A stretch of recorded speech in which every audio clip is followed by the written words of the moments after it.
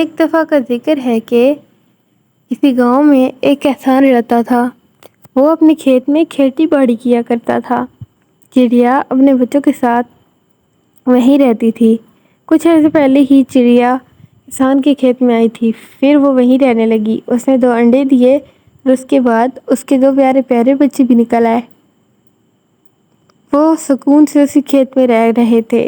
فصل اب پک چکی تھی۔ ایک دن کسان آیا اور خود سے بولا، ابھی تو فصل پوری ہو گئی ہے، میں کل اپنے ملازموں کو بھیج کر اسے کٹوا دوں گا۔ ایسا سوچ کے کسان گھر چلا گیا۔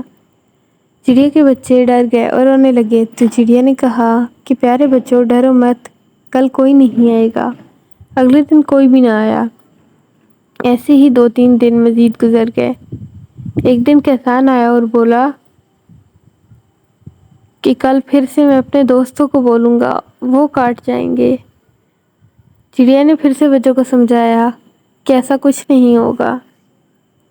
تیسرے دن کسان آیا اور بولا کہ لگتا ہے اب مجھے خود ہی کاٹنی پڑے گی، کل آ کر خود بخود اسے کاٹ لوں گا۔